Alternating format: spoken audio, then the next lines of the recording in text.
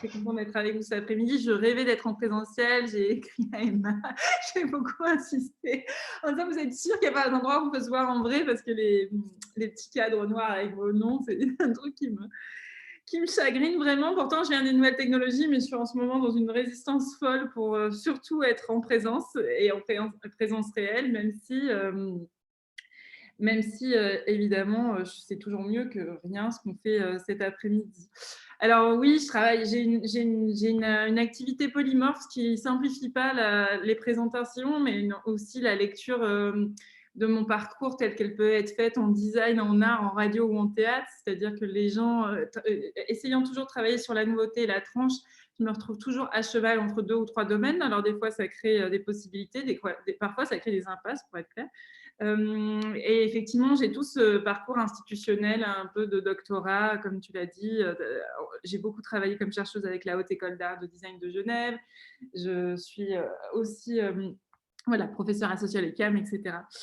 Et donc, design viral, tout à l'heure, je disais à la fin de la matinée, il ne fallait pas prendre le titre trop au sens premier du mot design, parce que maintenant, le design, c'est un mot qui m'inquiète, alors qu'à l'époque, ça passait encore dans mon parcours, parce que je viens de là, il y a très, très longtemps, j'avais vraiment fait un parcours, un bachelor en communication visuelle, puis après, je me suis radicalement beaucoup plus, enfin, en tout cas, plus tournée vers l'art.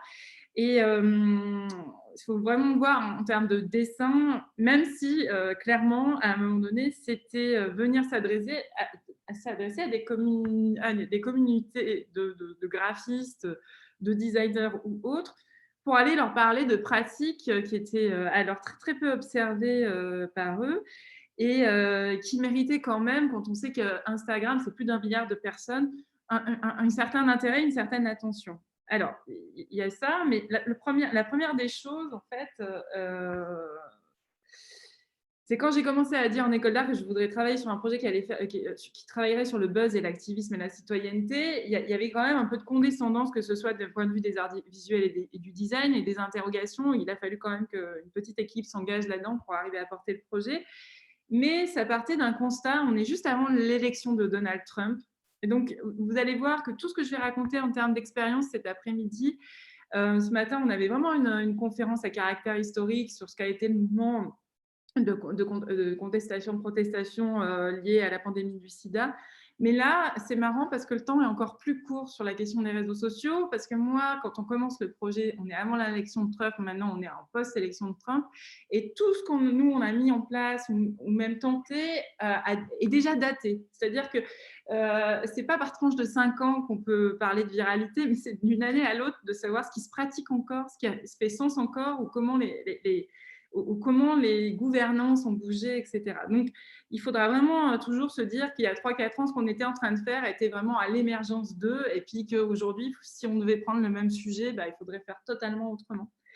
Donc, la première des choses qu'on a constaté, ce que je disais un tout petit peu ce matin, c'est que moi, j'étais vaguement connectée sur Facebook très tard, parce que même si justement j'ai une sorte de spécialité dans les nouvelles technologies, je les aborde toujours par le projet avec un sens qui doit venir. Donc, j'ai vraiment traîné un peu les pattes et je n'avais jamais posté ni de photos de moi, ni de contenu personnel. Je suis d'une génération où ce n'est pas naturel de faire ça. Et la personne avec qui je travaille, elle a été connectée sur les réseaux sociaux par sa passion pour les voitures anciennes. Et je dis ça parce que c'est très important de se dire que on a beaucoup parlé de bulles de filtrage au moment de l'élection de Trump. C'était vraiment une notion qui était ressortie de façon capitale en disant comment Trump a pu être élu alors qu'on ne l'a pas vu venir. Alors on sait qu'il y a des endroits avec les Cambridge Analytica que cette élection elle était plus prédictible que ce qu'on croit, mais on s'est rendu compte à ce moment-là que nos propres connexions aux réseaux sociaux se faisaient sur la base de ce que nous aimions et nous stimulions, et les amis que nous avions étaient un miroir déformant de ce qui était censé être ce monde et cette société. Et donc, même s'il y a je ne pourrais pas rentrer dans tous les détails des théoriciens qui viennent contester ces notions de bulles de filtrage, je me suis rendu compte qu'en gros, moi, je ne fréquentais que des gens qui me ressemblaient, des artistes, voilà, comme je disais, Bobo Quadra, etc., et qu'on était dans une sorte de bienveillance à vouloir aider les réfugiés et whatever, et que Damien Guichard, avec qui je travaille, lui était connecté par la voiture ancienne, et ça laissait beaucoup beaucoup plus de porosité politique et donc de paroles discriminatoires.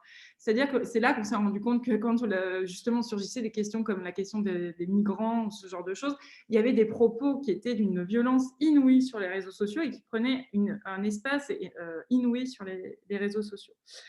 Et donc, c'est à partir de là qu'on s'est préoccupé des réseaux sociaux et de la notion de buzz. Le mot buzz, ce n'est pas un mot qui préexiste avant les réseaux sociaux, qui veut dire bourdonnement d'insectes en anglais, mais en gros, qui repose sur l'idée que, un peu d'un virus, de quelque chose qui va se propager, et sur l'idée que ça va passer de bouche à oreille. Et une des spécificités sur les réseaux sociaux, et c'est toujours important de se le dire, c'est que c'est une forme de parole qui passe d'une personne à une autre. C'est-à-dire que ce n'est pas du tout un émetteur média comme la télévision, la radio, etc., unilatéral, mais c'est bien un endroit de l'élection ou de la sélection. Alors, on va voir un peu comment se passent ces élections et ces sélections, mais qui passent d'une personne à une autre. Voilà. Donc, je vais partager mon écran maintenant, parce que j'aurais dû commencer déjà par ça. Hop, partager l'écran. Pardon.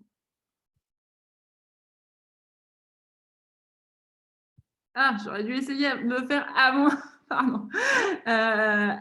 Désolée, j'aurais dû essayer de le faire avant. Ouais, Zoom. Ah non, c'est pas possible. Il faut que je quitte Zoom. Oh là là, ça c'est un gag pour pouvoir partager l'écran. Je l'avais jamais fait. Pardon, je reviens. Je reviens, je suis désolée.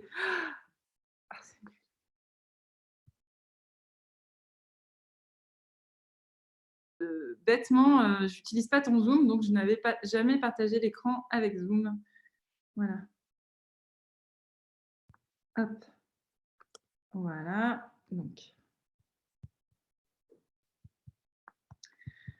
Donc, hop, voilà. C'est bon, est-ce que vous voyez mon écran correctement? C'est bon ouais, parfait. Donc, la première des choses, ça a été de partir des constats, qu'est-ce qui se passait sur les réseaux sociaux, et on a remarqué que c'est encore le cas aujourd'hui, les formes ont changé, le fond pas tant. C'est-à-dire que les formes de radicalité sur les réseaux sociaux existent, on vient de voir, mais entre-temps, il y a eu Trump pendant 4 ans, il y a eu des QAnon, il y a eu le fait que... Enfin, voilà. Mais on vient de voir comment ça s'était organisé, voire amplifié, mais nos premiers constats, c'est de constater, par exemple, des prises de parole sous la forme de tribuns, comme ici, des gens qui, à l'extrême échiquier, on va dire gauche, ou à l'extrême échiquier droit, prenaient des prises de parole assez radicales pour donner leur opinion politique suite à des attentats terroristes, suite à la montée en puissance des problèmes de migrants, etc. Et donc, on cherchait à comprendre comment on prenait parole et de façon active et citoyenne, entre guillemets, enfin, oui, c'est des formes de citoyenneté que même être un gros facho sur Internet. Ma foi, c'est comme ça, c'est triste, mais c'est la réalité. C'est une prise de part au débat public, en tout cas. Et comment cette parole s'activait là. Donc, il y a eu tout un moment d'observation. Le projet a été découpé en 3 notions. Observatoire, observer ce qui se passe. Laboratoire, faire nous-mêmes des expériences. Et répertoire, dégager des notions à partir de nos expériences. Et c'est vrai que, je ne sais pas si vous vous souvenez, mais à un moment donné, il y a eu les 10 ans de YouTube, c'était un dessin, j'ai oublié le nom du dessinateur, c'était des petits chats qui sabraient le champagne, en fait. Et c'est vrai qu'au moment où on démarre, on considère que les réseaux sociaux, YouTube, etc., c'est le royaume des petits chats, des épiphénomènes, des bébés, des lolcats, de Nabila, voilà, et de petites choses et de rien, en fait, qui font les mondes, quoi. Mais dans le même temps, dans cette espèce de légèreté ou superficialité apparente, pouvait s'organiser une parole qui était déjà beaucoup plus compliquée, stigmatisée autour de personnes aussi, on va dire, centrales qu'ont pu l'être Donald Trump, mais aussi, par exemple, ici à droite, vous avez, au moment de la mort d'Ayline, du petit garçon qui s'est noyé, qui a créé une vraie crise systémique sur la question des migrants quand ça arrive, un travail aussi autour de la fake news organisé par les radicales d'extrême droite. Vous avez voilà, ici tout un panel de visuels qu'on pouvait trouver sur les réseaux sociaux à l'époque, même si ça a un petit peu bougé aussi, avec déjà des phénomènes de pression énormes par rapport aux réseaux sociaux. Je ne sais pas si vous voyez ce jeune homme avec un survêtement Adidas qui est en train de maltraiter un chat, qui avait fait l'objet d'une énorme polémique à l'époque, ça avait conduit le jeune homme au suicide. Donc avec des effets de pression tout à fait réels au moment où on était en train de travailler sur ce projet. Quand on a commencé à regarder comment s'organisait cette parole, on va dire, à caractère politique aux citoyens, la première chose qu'on a constatée, c'est comme toute forme de radicalité politique, c'est que c'était plus simple d'exprimer une idée radicale qu'une idée complexe. C'était plus simple de dire que c'était la faute aux migrants ou aux étrangers, ça on le sait déjà, ou à ma sœur ou à ma mère, que de venir dans un endroit du questionnement plus complexe. Et donc, on s'est rendu compte que l'essentiel des visuels qui étaient portés politiquement étaient là pour exprimer des idées complètement caricaturales. Voilà, ça c'était la première des choses. À partir de là, on s'est vraiment intéressé à toute une typologie des messages qui étaient détournables et on a regardé cette culture, ce qu'on dit vernaculaire, des images, pour essayer nous-mêmes de nous mettre dans une espèce d'attitude de buzz par le buzz. Alors, j'ai beaucoup, par rapport à un projet, ça c'est un projet de recherche donc, financé par la Haute École d'Art de Design de Genève. Généralement, ce n'est pas tant lié au travail des étudiants, mais là, il a fallu vraiment beaucoup travailler avec les étudiants parce qu'il y avait une forme d'expertise et de relation très naturelle à tout ça, qui n'était pas nécessairement la nôtre, ceux des chercheurs qui arrivaient a posteriori s'interroger sur une question. Et ce que j'ai remarqué à ce moment-là, il y a des gens comme André Gunther qui disent, mais en fait, ce qu'il faut retenir des réseaux sociaux, c'est que le contenu devient un bien culturel, c'est-à-dire qu'à la fois, il s'extrait, il n'est plus soumis, on va dire, à la parole institutionnelle, il a une forme d'autonomie, le message diffusé sur les réseaux sociaux. Il n'est plus celui donc, de l'institution ou du média, il est celui de la personne qui se le passe de personne à personne. Et pour ça, il faut que le message ait des qualités d'appropriation, qu'on puisse le partager, se projeter dedans et le liker et le faire diffuser. C'est comme ça que fonctionne la viralité sur les réseaux sociaux, sur le fait que moi-même, j'arrive à me projeter dans ce message et donc je vais le faire vivre en le nourrissant de likes ou en le partageant. Hein, c'est vraiment, il y a un truc, moi je suis d'accord, il ne faut pas aller trop vite entre viralité, à utiliser le mot viralité, mais il y a quand même un truc, entre guillemets, d'une forme de biologique, le fait que, comme on avait quand on était jeune, les tannies-bouchées, il faut nourrir la bête. Et donc, si votre message veut monter, il faut vraiment qu'il soit nourri par les autres, de likes, de toutes sortes d'émojis. À l'époque, il n'y avait pas tant de réactions possibles. Enfin, ce n'était pas en six états d'émotion. Et puis, donc, c'est un théoricien comme Dominique Cardon qui parle des qualités conversationnelles de l'image en réseau. Et en gros, sa principale qualité d'une image ou d'un message, c'est qu'elle puisse nourrir des échanges. Et donc, qu'elle pose des questions ou qu'elle permette de susciter des échanges ou des commentaires. Et c'est vrai que quand on attaque ça par le biais du design, parce qu'à la fin, même si je m'en dégage beaucoup et je parle de design performatif et on a fait beaucoup de choses qui ont très peu à voir avec le design tel qu'entendu, surtout en Helvétie et en Suisse, il fallait se rendre à l'évidence qu'une majorité des messages n'avaient pas de qualité graphique ou artistique et étaient parfois très pauvres ou très laids, entre guillemets, mais qu'ils fonctionnaient quand même parce que justement, ce n'était pas là la question. La question, c'était comment ils pouvaient être partagés par les autres et comment s'organiser la prise de parole. Et donc, quelque chose qui est monté aussi au fur et à mesure de la recherche, et ça, c'est quelque chose qui est encore plus prégnant aujourd'hui, parce qu'il y a une vraie difficulté, moi qui suis un petit peu moins dans les réseaux sociaux, par exemple, j'arriverais même, il faudrait que je le reprenne par un autre bout pour le dire vite, c'est à quel point tout ça est filtré aussi en premier lieu par les algorithmes des plateformes. C'est-à-dire que c'est en fonction aussi de ce qui est identifié comme étant intéressant par Facebook ou les GAFA tels qu'on les connaît, que les messages vont exister. Et ça, c'est très important de se dire qu'avant d'être élu comme André Gunther, comme le dit, comme biais culturel commun, il faut déjà, et c'est de plus en plus vrai, là pour le coup, même si j'utilise pas trop cette expression de plus en plus, pour avoir discuté récemment avec Eder Neves, avec qui je travaille aussi en tant que community manager, c'est de plus en plus difficile de passer la barrière des algorithmes. À un moment donné, Facebook déclare très clairement qu'il privilégie, que le contenu personnel sera privilégié. Et à partir de ce moment-là, par exemple, tout ce qui est partage d'articles de presse ou contenu à caractère, on va dire, un tout petit peu moins photos de famille et de vacances, se retrouve relégué et donc très peu visible sur l'ensemble des murs des amis que vous pourriez avoir sur Facebook notamment. À savoir qu'on a beaucoup travaillé sur Facebook et Insta, et aujourd'hui, Instagram, et évidemment, aujourd'hui, il faudrait encore basculer sur d'autres plateformes. J'ai notamment en cours un projet c'est pour lequel j'ai appelé Guillaume il y a quelques jours sur TikTok pour l'année prochaine, parce que je pense que là, il y a aussi des cultures vernaculaires d'images complètement hallucinantes qu'il faut absolument aller observer. Voilà. Et puis donc, les premières expériences qu'on a menées, c'est donc avec des étudiants en mode faites un buzz, vraiment, voilà, faites-le vous-même. Et j'avais, à ce moment-là, il y avait un peu de candeur de ma part, je pense, parce que du coup, on s'est retrouvés un peu en galère. Parce que, par exemple, la photo de la jeune femme en haut à droite, il y a une étudiante qui me dit bon, ben, on va aller traîner avec une blouse dans la rue de médecin, d'hôpital, et puis voilà, on va essayer de faire le buzz. Et le truc a trop bien marché, entre guillemets, puisque évidemment, les gens ont appelé les pompiers, on a eu la police, etc. Mais par contre, l'image a été pleinement diffusée et ça a très bien fonctionné. Ou encore à gauche, c'est des étudiants en photographie qui sont allés mettre comme une affiche de la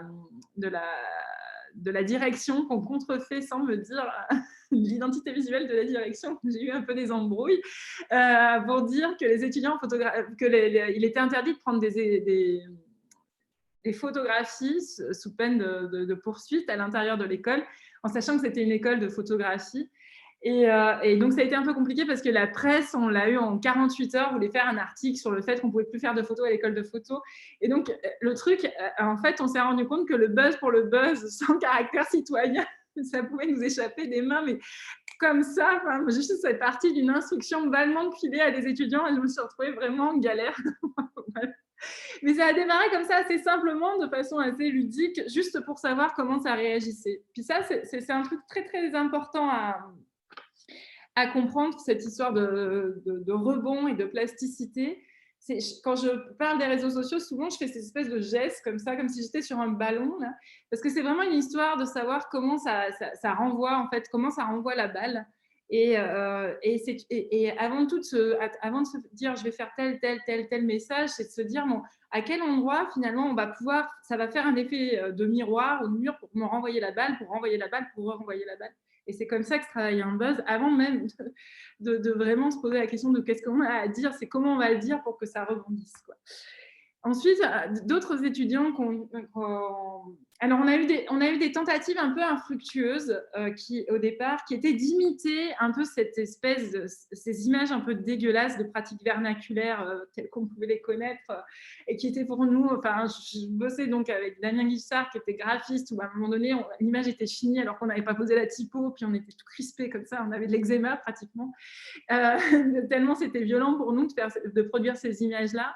Mais c'est là qu'on s'est rendu compte que ce n'était pas tant de produire ces images pauvres. L'enjeu, c'est que nous-mêmes, on n'était pas bankable. Enfin, c'est-à-dire, moi, je ne suis pas Beyoncé, je ne le serai jamais, je n'ai pas 25 ans quand je commence le projet, je n'avais pas posté de photos de moi, rien, donc j'étais vraiment pas bankable du tout. Donc, je pouvais bien balancer ce que je voulais sur n'importe quel sujet, notamment, on s'est beaucoup intéressé à la question de l'abstentionnisme pour les élections en France présidentielle en 2017, je pouvais balancer ce que je voulais. Comme j'avais zéro interaction sur les réseaux sociaux, c'était clair que, en fait, quoi que je fasse, ça resterait très, très petit et très faible. Donc, il a fallu travailler les réseaux sociaux d'abord comme une matière plastique. Et il a vraiment fallu que j'entre en interaction à titre personnel. Alors, pour le coup, je devenais vraiment expérimentateur personnel avec la terre entière. Je passais ma vie sur les réseaux sociaux. Je passais beaucoup de temps avec Guillaume sur les projets à ce moment-là. Et je racontais toutes les 2 heures que j'étais avec Guillaume et les étudiants et que j'étais à Marseille, que j'étais à Genève et que ma vie était exceptionnelle et une espèce de starification permanente. C'était l'enfer. Voilà, je reviendrai dans les détails après sur tout ça. Mais c'est vrai que la première des choses, c'était vraiment là, c'était de rendre, de devenir un tout. Jamais j'allais devenir une influenceuse. C'était mort d'avance déjà parce qu'il aurait fallu que j'y passe la journée entière. Et puis j'étais déjà pas populaire à l'école, donc c'est un truc d'ADN, ça peut pas marcher comme ça l'affaire, quoi. Mais du coup, il a fallu qu'on comprenne comment plastiquement on devait faire monter la sauce, quoi, vraiment. Hein. Moi qui n'avais jamais réussi une crème chantilly de ma vie, là, pour le coup, c'était assez délirant. Donc, il y a eu des expériences comme ça avec des étudiants qui ont été, au départ, les étudiants étaient plus forts que moi, ça c'est sûr, parce qu'il y avait comme ça quelque chose du naturel. Et par exemple, ils ont travaillé sur la grosse crispation Trump-Corée du Nord, sur Kim Jong-un, sur une plateforme qui à l'époque s'appelait 9gag, que je ne sais plus où elle en est cette plateforme, mais à un moment donné, si vous voulez faire une blague potache un peu pourrie, il fallait aller là-dessus. Et ça travaillait beaucoup sur la question des mèmes. Alors les mèmes, c'est ces fameuses images, je ne sais pas si tout le monde est au clair avec ça, qui sont justement, qui ont une composante virale, ça vient du mot gène, c'est une notion qui vient de Dawkins, c'est-à-dire quelque chose de la culture qui est appelé à se répliquer et qui fonctionne comme un virus. Donc les mèmes, finalement, c'est partir d'une image qu'on va retrafiquer et interpréter, c'est vraiment le noyau dur de ce que pouvaient être à ce moment-là les réseaux sociaux, à savoir, il y a quelqu'un qui balance un visuel façon « je suis Charlie », et puis il y a 1200 milliards de personnes qui peuvent se l'approprier et se le réinterpréter. Ça, c'est vraiment, on peut le dire, des endroits d'exemple total de ce que les réseaux sociaux étaient capables de faire à l'époque. Je veux dire, je suis Charlie, vous l'avez tous vécu, on a vécu ce phénomène en 1 heure, et nos murs étaient blindés de Je suis Charlie. C'était vraiment une vague virale énorme qui faisait, parce qu'il y avait une simplicité aussi dans la réalisation, que tout le monde pouvait se l'approprier, le détourner, jusqu'à ce qu'on sache que bon, voilà, ça a été détourné des millions de fois, etc. Et donc là, les étudiants ont fait un espèce de jeu essai-erreur avec ce mélange de visages entre Kim Kardashian et le dictateur nord-coréen. Et ils ont essayé de travailler sur toute cette culture du mème vernaculaire sur 9gag, et pour monter et grimper la sauce. Et ils ont réussi à créer un mème qui revient de temps en temps dans la culture de 9gag. Donc, ils ont enfanté quelque chose qui revient comme ça régulièrement. Et ce qui était intéressant, c'était que plus vous suscitez du commentaire parce que votre image est améliorable, et puis plus vous grimpez, quoi. Donc, à partir de ces premières expériences un peu comme ça, essai-erreur, de buzz que j'ai fait, on était toute une équipe à avoir fait avec des étudiants, on a commencé à mieux comprendre ce que nous, on pouvait tenter. Et donc ça, c'était l'image de base de Kim Kardashian 1. Et là, donc à ce moment-là, je commence à comprendre qu'il va falloir s'héroïser, ce que je disais là. Donc j'ai mis un t-shirt bleu, je suis allée avec ma cousine. Et puis, je pourrais plus faire ça, j'ai encore pris 4 ans dans les dents, ça marche plus. Il faut vraiment que je trouve des acteurs pour le prochain coup, parce que là, ça marchera plus. Bref, mais non, mais je dis ça un peu en riant, mais c'est quand même, ça a vraiment été une époque un peu déstabilisante pour qu'est-ce qu'être une chercheuse sérieuse en art et design quand on en est là. Voilà. Mais donc la question de l'abstentionnisme s'est posée de façon très concrète pour moi, c'est-à-dire qu'au départ, moi, je suis entre 2 pays, je suis entre la France et la Suisse. Et puis, les systèmes démocratiques sont très différents. On vote beaucoup en Suisse, beaucoup moins en France, mais on vote aussi peu dans les 2 pays, même si la démocratie suisse est tout le temps vantée. Et donc, quand on a commencé le projet en justement 2016-2017, eh ben, on était au moment de l'élection Macron et justement Macron, etc., plein de candidats. Et je me suis retrouvée dans une histoire où ma cousine, qui partage la même histoire familiale que moi, à savoir être petite fille de réfugiés espagnols, être dans le truc de la République, que tu votes jusqu'à la mort parce que tu dois défendre la République, à ne pas voter. Et elle m'a annoncé qu'elle n'irait pas voter, ce qui était un choix conscient total chez elle. Et voilà. Et du coup, je suis partie avec elle en live Facebook avec un micro. Et on est partis ensemble faire des lives. Alors voilà, le format ringard absolu maintenant, c'est de faire un live Facebook, c'est-à-dire qu'à l'époque, voilà, c'est pour ça que je dis que tout ce qu'on a proposé, c'était déjà bien observer ce qui se faisait et puis surtout l'abandonner quand ça marchait plus. Donc les lives Facebook en 2017 comme ça, ils ont assez bien fonctionné. Maintenant, c'est les lives Insta et encore, il faudrait que je fasse une opération mammaire, je pense, pour avoir un live Insta qui marche. Mais parce que perso, là, je pourrais plus, je ne peux plus m'intéresser à ça, c'est impossible. Mais on est parti marcher dans les rues pendant 2 heures comme ça avec ma cousine et on interrogeait plutôt d'être dans un registre clivant. On interrogeait les gens en fonction de nos positions. Dimanche, je vote, dimanche, je ne vote pas. Et on a comme ça déclenché plusieurs milliers de vues simplement en s'appuyant sur… Elle est plus bankable que moi, elle s'y prend mieux que moi, sur son réseau social à elle et sur la façon dont… ce qui fait qu'à la suite de ça, on voit les réactions qu'on a eues. On a eu plein de gens, plein de commentaires, etc. On a vraiment… ma cousine a eu plus de vues que moi. Ce qui fait qu'à partir de là, j'en ai fait une affaire de famille. Et sur l'entre-deux tours, en gros, on était donc face au duo Macron-Le Pen. Je suis allée interroger mon père qui ne voulait plus voter parce que Fillon avait perdu. Donc, c'était quand même assez dramatique. Et je suis allée interroger ma sœur qui ne voulait plus voter parce que Mélenchon avait perdu aussi. Et j'ai fait de ce travail-là, sur la tronçonneuse, une affaire de famille pour simplement, en fait, personnifier un message, c'est-à-dire le faire passer par le prisme d'une personne, ce qui est le format de base des réseaux sociaux, quoi, en tout cas. Et puis, à un moment donné, je vais voir si ça bascule bien. Voilà. Vous voyez l'autre vidéo? Est-ce que vous voyez une vidéo là? Ouais. À un moment donné, on est dans cet entre-deux tours, donc tout le monde a sa position, plus personne ne veut aller voter, sauf que moi, j'ai quand même un enjeu personnel qui est que je ne veux pas que Marine Le Pen passe. Alors, je fais cette vidéo-là. Vous la voyez circuler, mais je n'arrive pas à me rendre compte, c'est un peu bizarre. Oui? Oui, oui. Okay.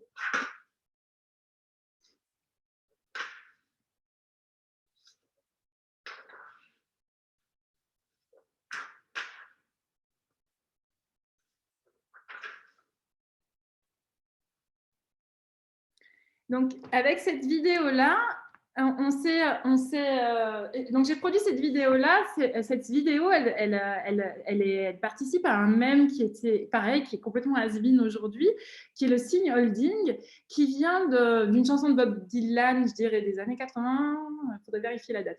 Et en fait, la première fois où on voit comme ça des gens avec des messages sur les réseaux sociaux, ça démarre au moment d'Occupy Wall Street, où une femme, c'est le moment où on déclare les 1%, je fais partie des 99% de gens qui n'ont pas les moyens, etc. Et donc, ce signe holding-là, ça s'appelle le signe holding. Si vous vous intéressez à l'histoire des mèmes, je vous recommande 2 choses, de lire Nicolas Nova sur l'histoire des mèmes, et puis c'est un chercheur basé en Suisse, et je vous recommande un site qui s'appelle Know Your Meme, qui essaye de retracer justement l'existence et la généalogie de ces images qui semblent s'enfanter d'elles-mêmes. Et justement, donc là, je suis à l'apogée de ce qu'on peut faire de plus archétypal sur les réseaux sociaux en matière d'engagement actif. C'est ma gueule, mon petit message personnel sur le fond orange. Voilà. Mais voilà. Et c'est mon petit ego qui dit que moi, ça ne me conviendra pas si Marine Le Pen passe au pouvoir et qu'il faut aller voter. Et c'est un message ultra clivant qui est toi, tu peux t'abstenir, moi, je peux en crever. Et pour le coup, effectivement, à l'échelle, alors à nouveau, je ne suis pas Beyoncé, mais à l'échelle de ce que moi, je pouvais générer comme buzz, je suis au nirvana de ce que je pouvais déclencher, parce que j'ai eu plusieurs dizaines de partages, et puis je me suis fait insulter par l'extrême droite, donc c'est parfait. J'ai réussi à créer et du clivage, et des clics, et des likes, et à faire passer mon petit message. Et j'ai vu que la vidéo avait continué un petit peu de circuler, d'ailleurs, après moi. Et c'est vrai que à partir de ce moment-là, j'ai eu la chance de pouvoir sortir des ego trips et travailler plus en équipe et sous un système de guérilla. Et pour la petite histoire, j'étais tellement gavée de Twitter, Facebook, Insta, machin, qu'un jour, mes amis ont planté mon mur Facebook de petits chats et on en postait pendant des jours et des jours et des jours jusqu'à ce que je démissionne totalement et je quitte temporairement les réseaux sociaux. Et à partir de là, j'ai eu une vie sans eux, enfin, disons beaucoup plus comme tout le monde, tu postes quand tu as ta conférence et puis tu envoies 3 photos de tes vernissages. Et ça m'a fait beaucoup de bien de sortir de ce truc. Mais sur le site designviral.ch, vous verrez dans Observatoire, il y a toute une série de conférences, notamment de Douglas Edring Stanley, qui est prof à Aix, qui lui a été une victime terrible des fachos d'extrême droite sur Twitter. Et qui a vraiment laissé des plumes personnelles, et son entretien est vachement intéressant. Je vous renvoie à cet entretien sur le site Design Viral. Alors, à partir de là, donc, je suis sortie un peu des ego trips, Dieu merci, et on a fait des choses plus marrantes. On a fait un workshop entre des communications. Je suis bon dans les temps, hein, vous me dites, hein, ça va?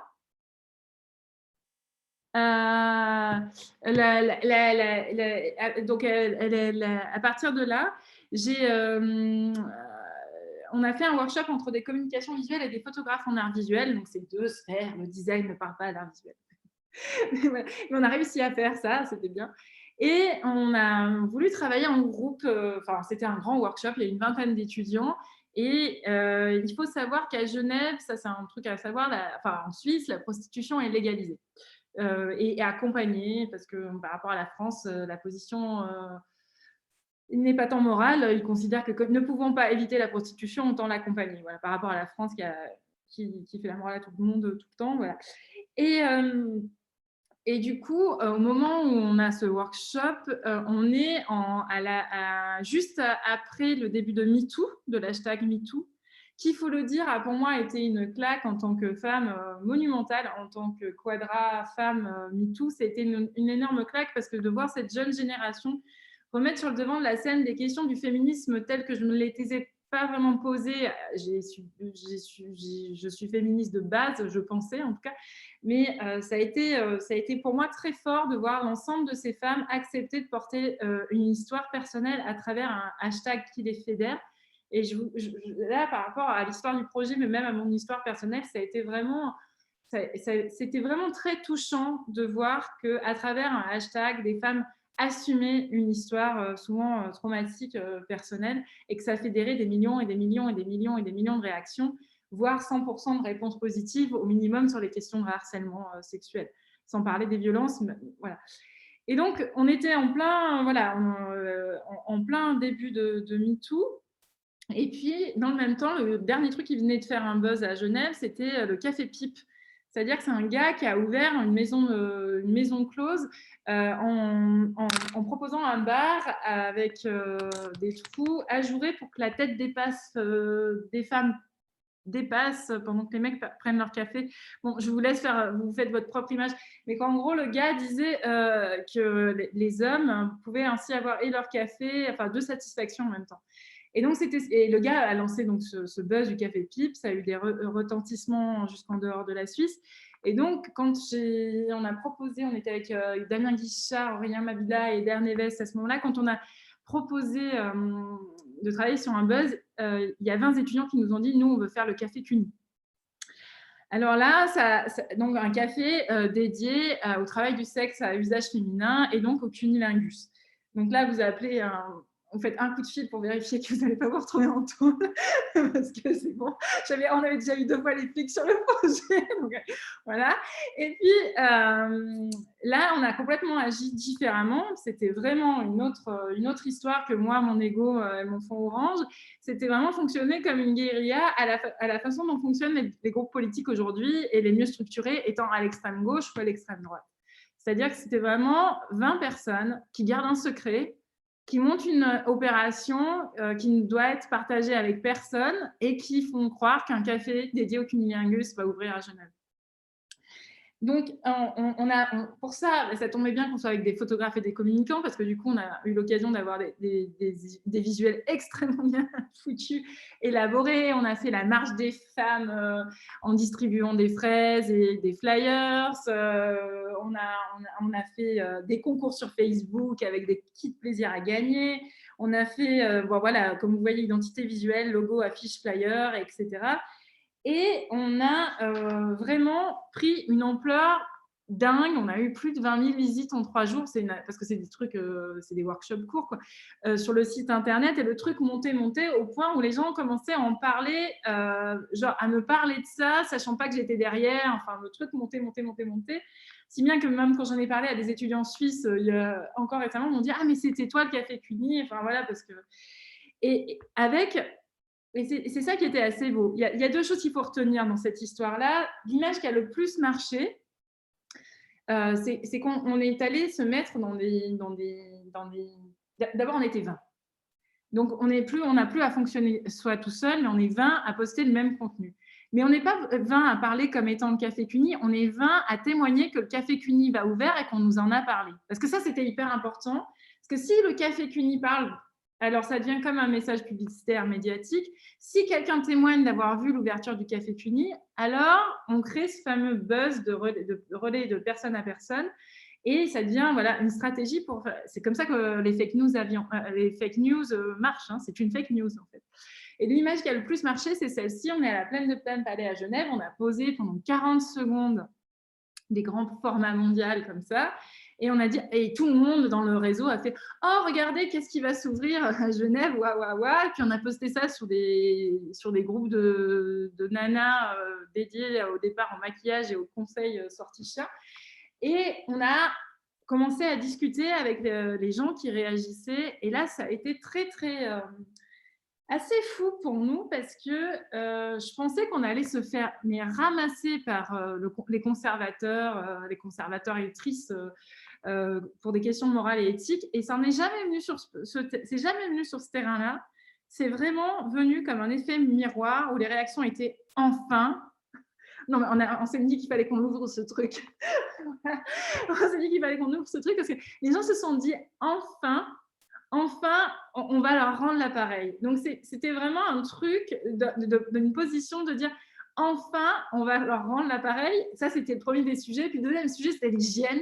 Les gens étaient un peu flippés, l'hygiène. Alors, je ne dis pas maintenant, je pense que le Café Cuny ne passera jamais les normes Covid, parce que c'est juste impossible. Mais bon, voilà. Mais ça, c'était le truc le plus un peu flippé, machin. C'était, bon, on dit comment ça marche hygiéniquement. Il a fallu parler bon, bref, on a fallu discuter de ça. On a reçu des CV des candidats pour travailler pour nous.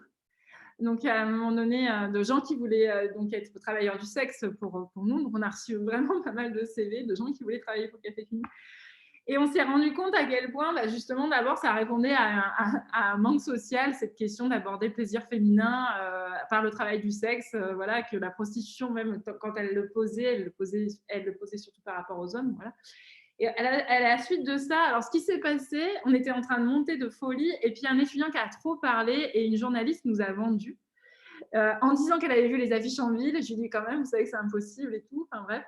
Et donc ça nous a coupé l'herbe sous le pied parce qu'à partir du moment où c'était faux, évidemment plus personne ne voulait en débattre. Mais nous, on a fait en sorte surtout d'être à 2 endroits, c'est que les démentis qu'on a apportés devaient absolument élever le débat. Hein. Donc, on a sorti une sorte d'abécédaire par rapport aux pratiques sexuelles féminines et puis aux questions de féminisme, qui est disponible aussi sur le site Design Viral. Et puis, on a fait une soirée débat à la fin où on a réuni des gens comme Viviane Moret, qui s'occupe de festival d'art contemporain et sexualité à Lausanne, des gens d'Aspasie qui sont des travailleuses et travailleurs du sexe, des activistes féministes comme Pauline de Serre-Marclans, voilà. Et on a réuni les gens autour de ça et des questions de sexualité dans une sorte de speed dating commun pour justement conclure sur autre chose que la fête d'avoir fait le buzz. Et puis, bon, voilà, ce truc a vachement bien marché, c'était assez dingue, mais ça pose toujours la question de est-ce qu'on doit en arriver à la fake news pour pouvoir parler d'un sujet qui nous touche. Parce que, évidemment, quand il a fallu ensuite travailler, par exemple, avec Rudy Bord, le graphiste, et pareil, dans un autre workshop entre des architectes et des communicateurs visuels, et il y avait des artistes, sur le thème de la prison, on a aussi cherché à faire le buzz à travers des questions pour dénoncer les détentions carcérales des prisonniers dans le monde. Mais on s'est rendu compte que déjà, le sujet était comme le sida, tout aussi sexy, la prison, le sida, les migrants, comme ça. C'est vraiment beaucoup plus facile de faire du buzz sur le cunnilingus, c'est ça, c'est certain, je veux dire, parce que les endroits de complexité, déjà parce que c'est plus, voilà, c'est plus sexy, c'est plus chaud, c'est plus, voilà, c'est plus fun, mais aussi parce que les endroits de la complexité qui est pratiquement impossible sur les réseaux sociaux, se prête mal à des enjeux justement qui ont des connotations sociales. Par exemple, le simple fait que moi, à titre, si vous me demandez à titre très personnel, je suis contre la prison. Bon, bah déjà, c'est un débat en soi. Alors, parler des conditions des détenus, des prisonniers, c'est à des années-lumière de ce qui peut préoccuper les gens. Donc voilà, mais on a quand même travaillé un peu avec des étudiants et notamment sur, sur cette chose-là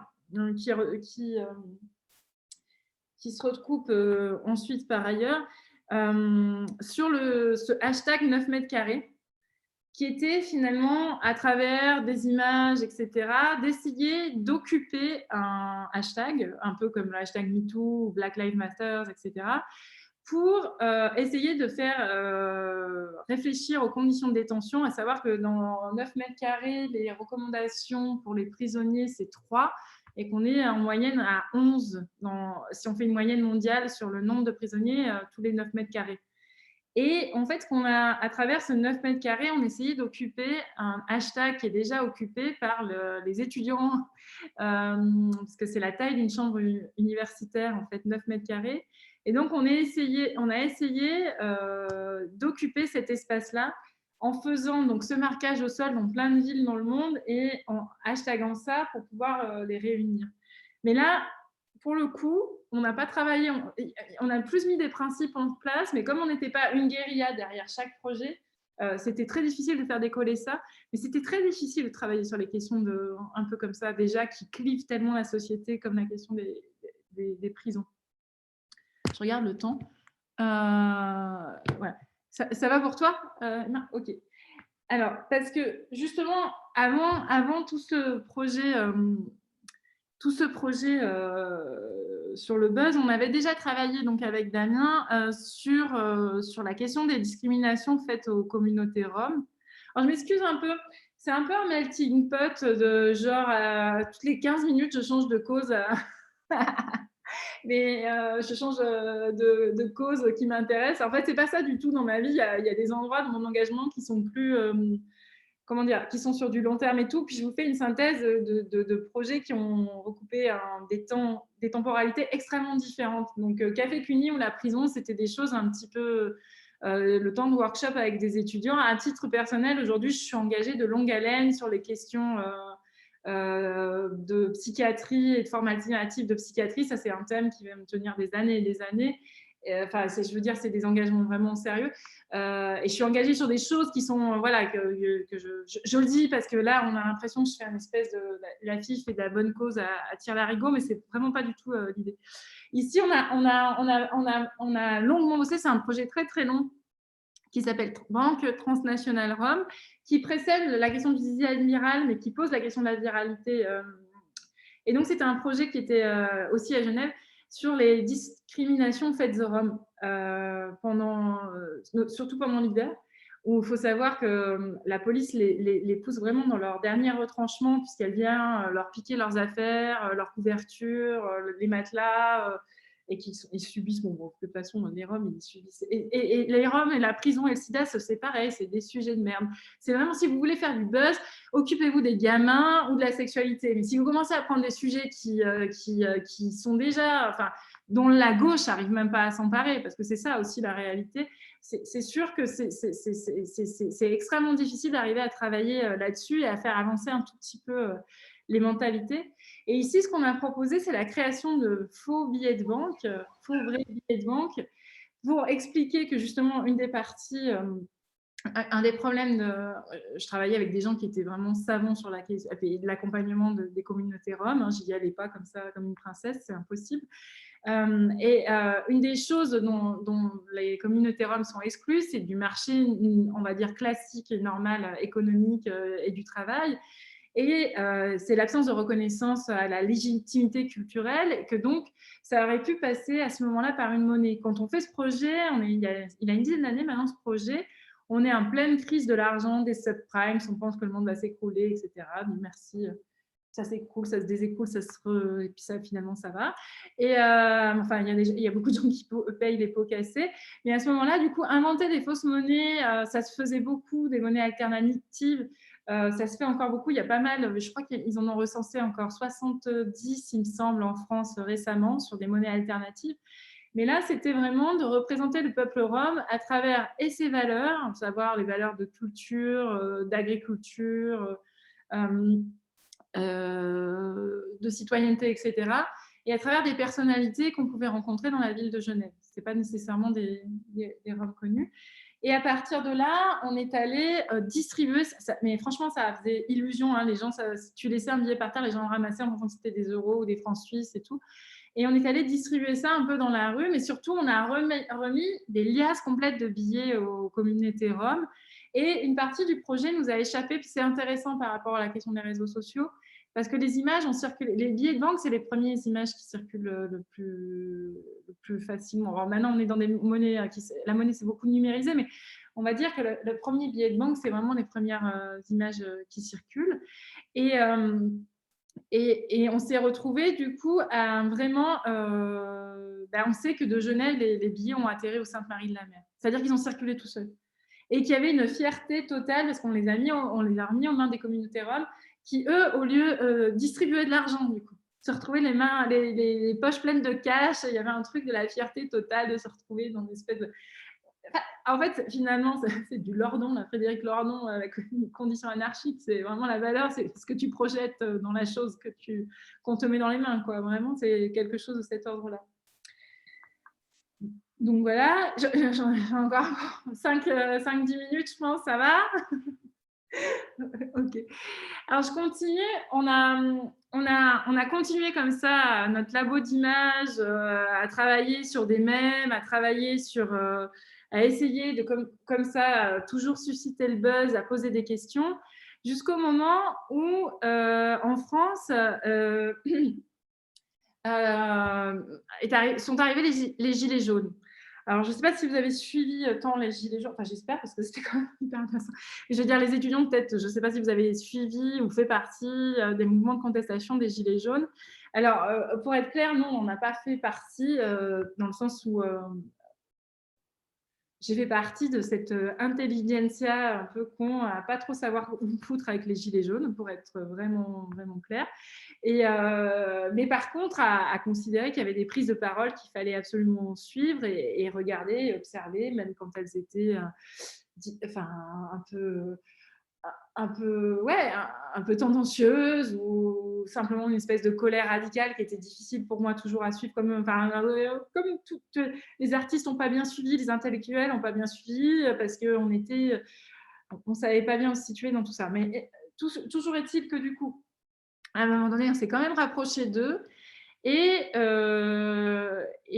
du coup, Damien a commencé à poser ces formats de cartels en jaune là, que vous voyez, et à susciter du débat par la question ouverte.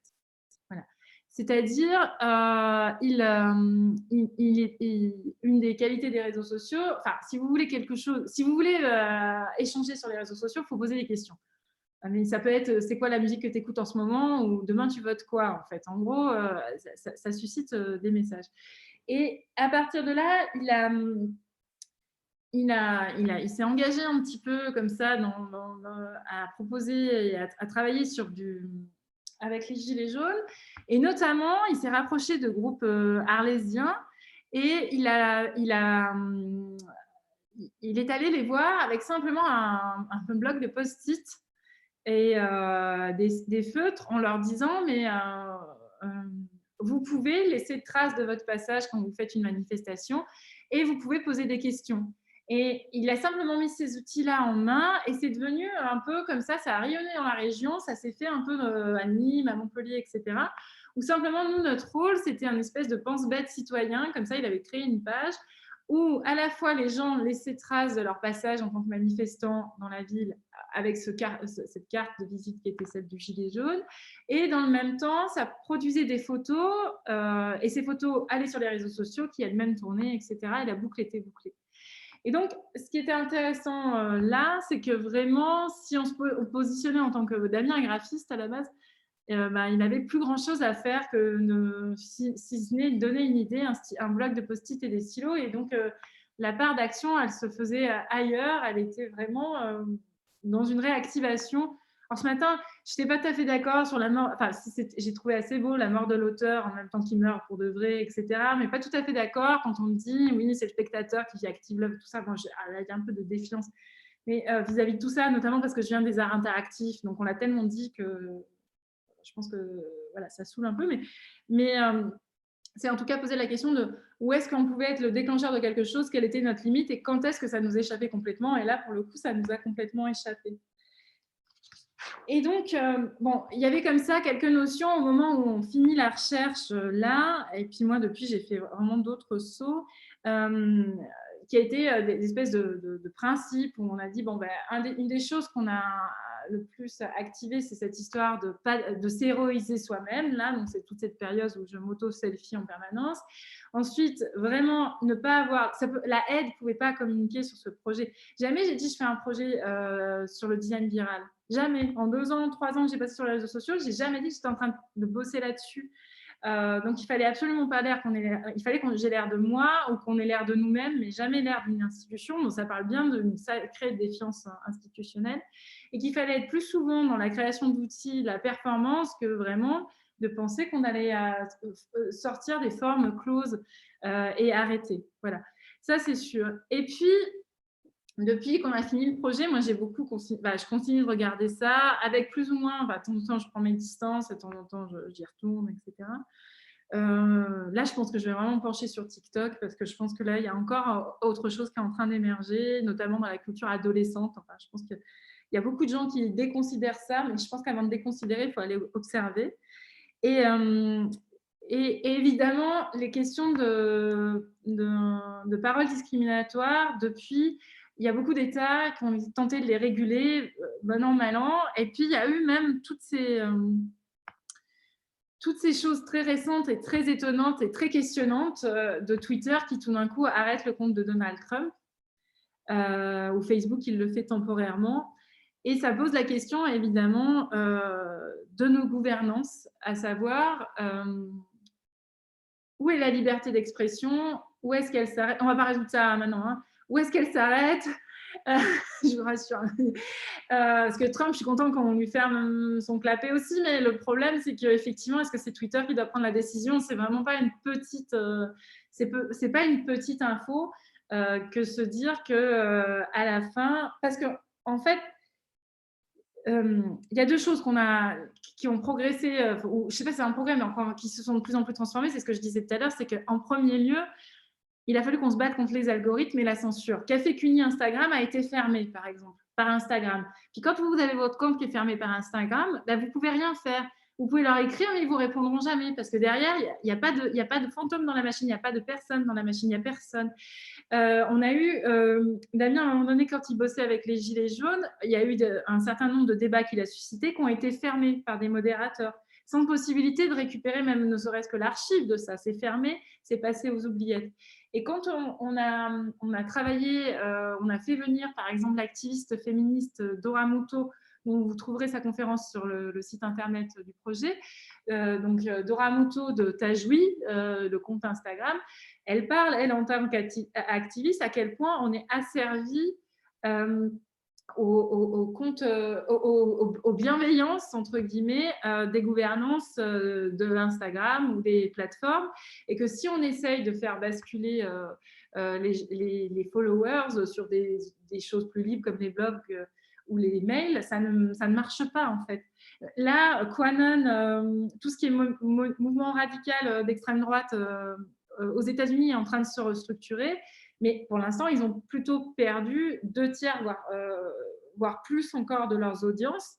Alors, c'est pas grave, hein, mais quand c'est Dora Muto sur le féminisme, c'est plus compliqué, même si elle fait polémique aussi. Je ne vais pas revenir sur tout ce qu'elle fait comme polémique Dora Muto, mais donc voilà, mais c'est pas grave, mais c'est questionnant en fait. Et la première des bagarres qu'on a eues, c'est vraiment les algorithmes. Donc, et aujourd'hui, voilà, se posent quand même ces questions-là. Alors, il y a encore un article sur Le Monde qui est sorti ce week-end, hein, sur le fait que comment réguler les réseaux sociaux. Est-ce que c'est par des associations de signalement, des ONG? On sait que des employés de Facebook ont obtenu dommages et réparations pour mauvais traitement, de subir tant d'images terrorisme et violentes au quotidien pour pouvoir censurer les contenus. On sait qu'une partie des contenus est censurée algorithmiquement. Donc tout ça, ce sont des sujets dans le sujet. Mais quand on se pose des questions de viralité et d'activisme, on se pose des questions aussi de résistance, de système immunitaire ou de traitement, et on en est là aussi. Et une des choses les plus récentes, et c'est marrant, Emma, que tu aies reparlé de ça, puis que tu en aies pas. Enfin, c'est quelque chose qui m'a aussi, qui nous a tous bouleversés l'année dernière, à travers à la fois la crise pandémique et la mort de George Floyd. Et l'année dernière, je rédigeais un article qui s'appelle Guérir par les images, et je mettais en parallèle 3 choses, à savoir la question de la représentation de la maladie et de la pandémie, en sachant que le virus est pratiquement pas saisissable, que les images du virus sont des images modélisées en 3D, des images scientifiques, et que les images de la pandémie sont des images périphériques à l'événement, c'est-à-dire que ça va être des images de gens masqués, ou alors on en parlait ce matin, des images des hôpitaux, mais que le phénomène lui-même échappe finalement à l'observation, puisque observer en microscopie, ça veut dire tuer, enfin, ça veut dire qu'on tue le virus en l'observant, et qu'il y a très très peu d'images, en tout cas jusqu'à récemment, du virus, et que c'est comme les trous noirs, en fait, on a du mal à les observer, c'est les phénomènes autour des trous noirs qui nous font dire qu'il est là, et sa présence, elle n'est présente que par des phénomènes visibles concomitants, voilà. Et puis, et que aujourd'hui, on pourrait dire que vraiment, on essaye d'infiltrer le virus, quoi. On essaye de le tracer, mais par des moyens périphériques qui peuvent être ces applications Stop Covid qui sont éminemment compliquées, par exemple. Et en parallèle de ça, effectivement, dans le même temps, l'année dernière, il y a la mort de George Floyd avec donc ce Derek Chauvin qui l'étouffe sous la pression de son genou pendant presque 9 minutes, et cette image-là devient virale et insupportable. Moi, personnellement, j'ai pas pu je m'en suis fait une idée en 40 secondes et j'ai pas pu la regarder en entier, tellement elle était douloureuse. Mais cette image-là donc, submerge complètement la planète au point de relancer les mouvements Black Lives Matter, Black Tuesday. Et effectivement, vous avez ce film, vous avez ce fil Facebook et Instagram qui est venu s'endeuiller suite à la mort de George Floyd, le fameux Black Tuesday, qui est donc des milliers et des milliers et des millions de personnes qui, en signe de deuil, ont arrêté ce show must stop, comme ça a été dit par les initiatrices du mouvement. Et en réaction immunitaire à l'insoutenable image de George Floyd assassiné et étouffé, on a éteint la lumière. Et c'est assez étrange ce qui m'est arrivé à titre personnel à ce moment-là, parce que mon compte Instagram a été piraté il y a 2 ans maintenant, je pense quand je suis passée dans un aéroport. Et donc, j'ai été abonnée malgré moi à 5000 comptes de bimbo, de pectoraux, de nana, selfie, machin, 3/4 là. Ce qui fait que j'ai un peu cessé toutes mes activités Instagram parce que j'ai eu la flemme de me désabonner un à un des gens, et puis que de ces abonnements qui n'avaient que très peu à voir avec mes intérêts, mes centres d'intérêt.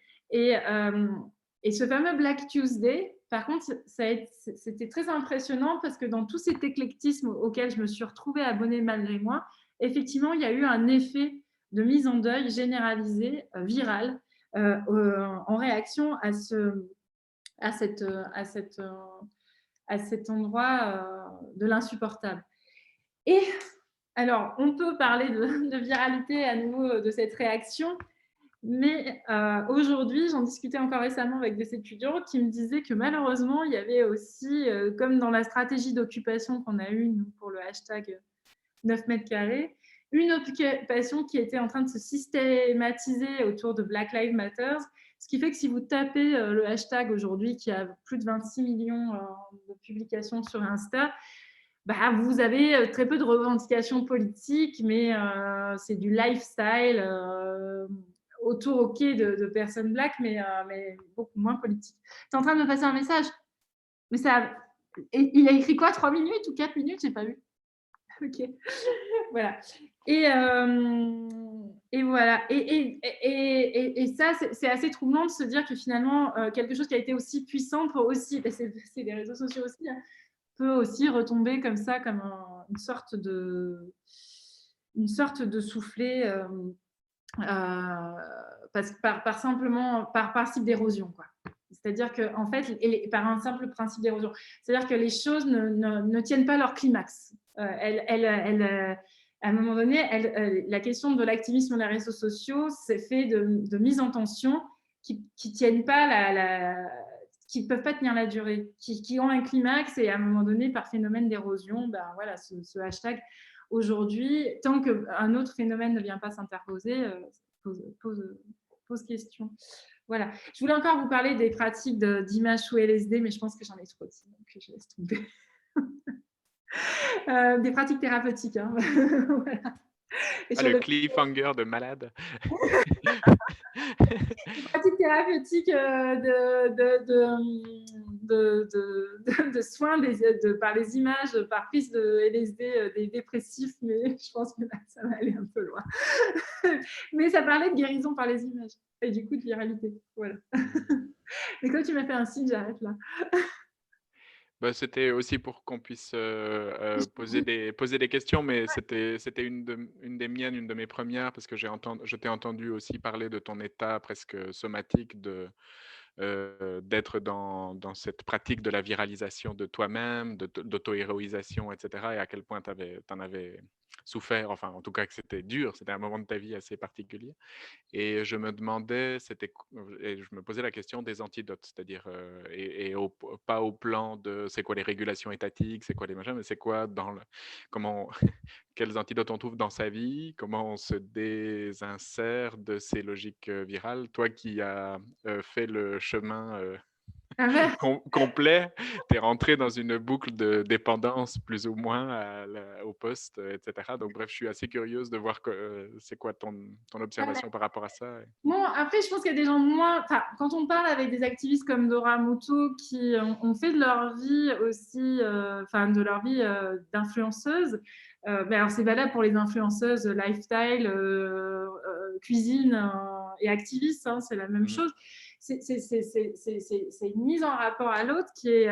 c'est plus que quotidien, hein, c'est toute la journée, en fait, de vie avec ça.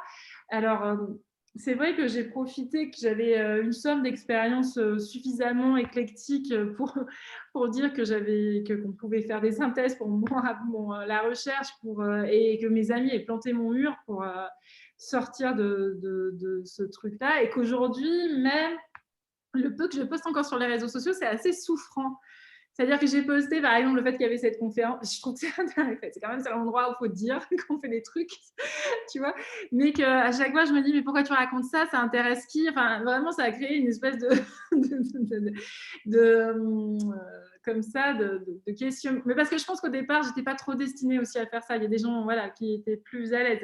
Et aujourd'hui, aujourd'hui, je suis toujours un peu empruntée de moi-même poster. Je le fais de temps en temps. Je sais qu'en plus... ne serait-ce qu'avec la compagnie d'Arvillon que j'ai l'année prochaine, on va avoir aussi une grosse actualité. Il va falloir un petit peu se rendre visible, puisque c'est notre travail d'artiste, à un moment donné, d'être un peu visible et vu. Mais il y a la lutte contre les algorithmes qui est compliquée, et il y a le fait aussi d'être polluante, de sentir qu'on est polluant. Ce qui fait que voilà, qu'on est polluant parce que les gens sont assiégés de demandes d'attention, quoi. Et on est comme tous, on a envie d'avoir de l'attention sur les choses qu'on fait ou qu'on les pense centrales et importantes, bah, c'est normal. Et à la fois, moi, j'ai toujours l'impression, j'ai toujours l'impression d'être polluante, voilà. Mais je pense que voilà, je garde un vrai intérêt pour ça parce que je me rends compte que ça a aussi créé une expertise de regard sur la crise pandémique, enfin sur tous les sujets. En fait, la viralité comme ça des réseaux sociaux n'appartient pas au design, pas plus qu'elle appartient à l'art. Elle appartient à tous les sujets et ça permet aussi d'observer des choses comme la crise pandémique avec un regard qui est autre, d'avoir fait ce passage-là. Et je pense que je vais surtout continuer à m'intéresser à comment ça évolue sans pour autant y prendre part personnellement.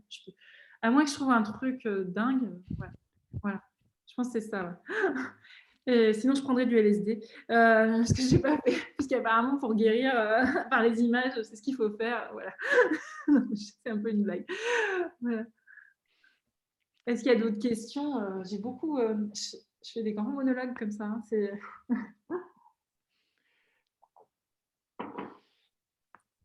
Attends, il y a des questions à l'écrit, mais je ne les vois pas. Attends. Apocalypse cognitive de Gérard Bronner. Il y a quelques remarques sur Black Lives Matter et le carré noir, enfin les tensions entre le Blackout Tuesday et Black Lives Matter. Il y a quelques remarques sur Dora Muto et apparemment le fait que c'est une turf, je ne sais pas qui c'est, donc je ne saurais pas dire. Et une question sur Apocalypse cognitive de Gérard Bronner. Attends, ouais. Alors là,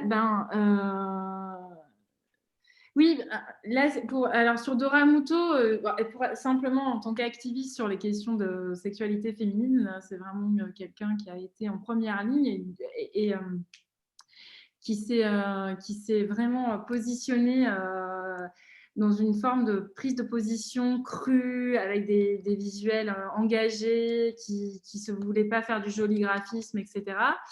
Elle a posé polémique là récemment sur ses prises de position sur les transsexuels. En fait, c'est pour ça que c'est compliqué. Enfin, en ce moment, elle s'est retrouvée dans une position délicate. Mais elle s'est retrouvée dans une position délicate, bon, parce qu'elle peut être clivante dans la façon dont elle aborde les questions de sexualité féminine, etc. Mais parce que les réseaux sociaux poussent à ça. Hein, l'article que j'ai encore lu cette semaine dit de toute façon, plus tu es clivant, plus tu as une chance de faire passer le message. Et puis, parce que c'est très vite fait d'être dézingué en plein vol aussi sur les réseaux sociaux. Donc, c'est des sujets très compliqués. Et puis, par rapport à la remarque sur une grande partie de la communauté militante noire et racisée était opposée à ce carré noir de Blackout Tuesday des réseaux sociaux. Effectivement, alors ça, mais c'est marrant parce que c'est un truc un peu ce matin, je n'ai pas voulu rebondir parce que je ne suis pas du tout une experte du sujet avec Elisabeth sur la question, mais on met toujours en avant les activistes homosexuels au profit, en oubliant les lesbiennes ou les trans, etc.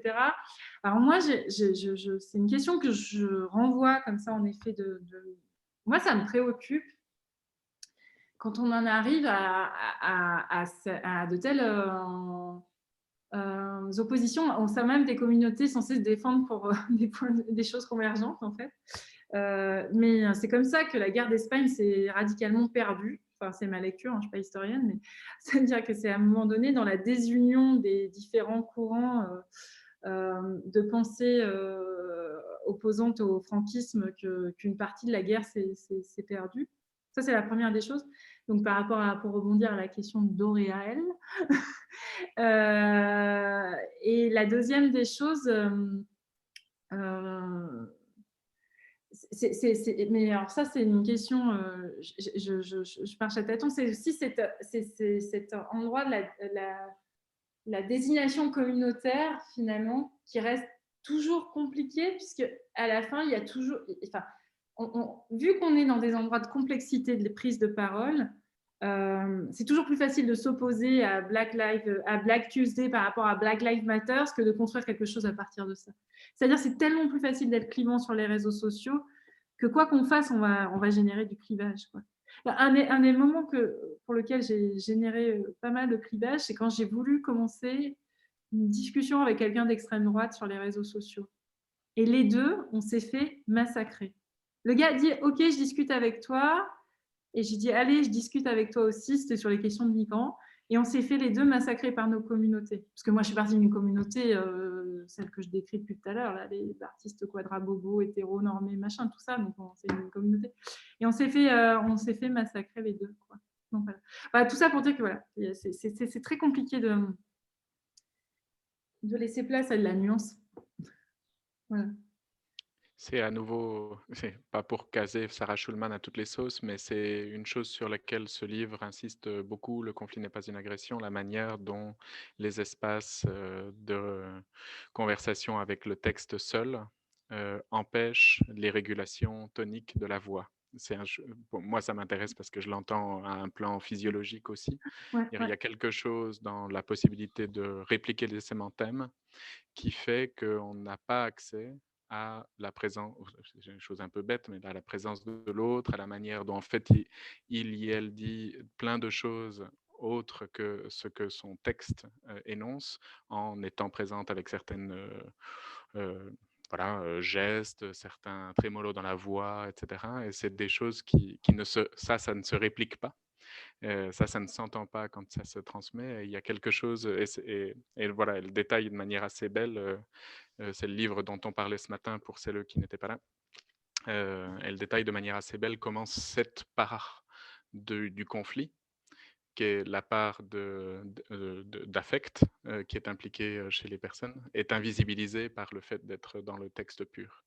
Voilà. Mais clairement, enfin, ça, je l'ai commandé, je vais le chercher demain, le livre, parce que vraiment sur la question de la responsabilité aujourd'hui, un des champs qui m'intéresse, c'est justement comment la responsabilité est déjouée par le fait de normer tous les usages de tout, que ce soit ce que je disais tout à l'heure, les nouveaux bâtiments, comme aujourd'hui nos accès à tout par la crise pandémique. Donc ça m'intéresse vraiment, cette histoire de la responsabilité. Et effectivement, vraiment cette histoire de clivage, mais vous pouvez, c'est pas que les réseaux sociaux, il faut voir dans les échanges familiaux ou entre amis, ou comment ça peut dériver avec le langage écrit qui est encore pas, qui n'a pas encore cette auto-régulation d'hygiène de se dire mais à l'écrit on se dit pas, les choses peuvent être mal prises et tout ça. Enfin, il y a tout ça, on est assez primitif sur tout ça. On est assez, moi je considère qu'effectivement ça, plus le fait que les choses elles fonctionnent sur les réseaux sociaux par hyperlien, c'est-à-dire que l'image est adossée à un hashtag qui la met dans des flux, et ces flux sont des endroits du raccourcissement permanent en fait, et de la caricature permanente. C'est pour ça que je disais que l'expérience qui avait le mieux marché quand j'étais en autopromotion, c'est celle qui était la plus caricaturale. Et à la limite, sur les questions d'abstentionnisme, j'avais pas du tout envie de m'exprimer dans un truc aussi clivant que toi, tu peux t'abstenir et moi, je peux en crever, me renvoie à l'endroit de la victimisation, la victime parfaite. Enfin, tout ce que j'ai fait là renvoie à quelque chose que je questionne, quoi, parce que je trouve que ça résout rien une fois qu'on s'est exprimé comme ça. Voilà. Je vois qu'il y avait une dernière question à laquelle ça n'a pas été répondu, c'était la question d'Apocalypse cognitive de Gérald. Ouais, mais je l'ai pas lu. Je l'ai pas lu. Alors, voilà. Désolée, mais je vais le lire. Pareil, je vais le commander comme le Sarah Schulman. Voilà. Non, mais voilà, j'espère que je vous ai pas perdu en route. Mais c'était très vivant dans cette année de recherche. Merci, Caroline. Merci. Est-ce que c'est le moment où on passe la parole aux occupantes du FRAC? Est-ce qu'on veut faire une petite pause, Guillaume? Qu'est-ce que tu... je sais que c'est toi qui as proposé cette logique-là. Oui, alors normalement, il y a Max et Elodie qui sont là et Agathe aussi, je crois. Enfin, on peut peut-être se prendre une pause de 5 minutes, je ne sais pas si... Ah, comme tu veux, moi je suis le rythme, hein. J'enchaîne, je suis. Est-ce que voilà, Max, Elodie? Je vois qu'il y a Louis. Il y a Louis qui est là aussi. Qui est là. Je suis avec Max sur Messenger. Ok. Eh bien, faisons une pause. Faisons une pause de 5 petites minutes, le temps de... Très bien, très Je bien. vais chauffer un thé. Eh ben, merci. Le temps de faire un thé et on revoit dans 5 minutes. À tout de Ok, suite. à tout de suite. Merci Caroline.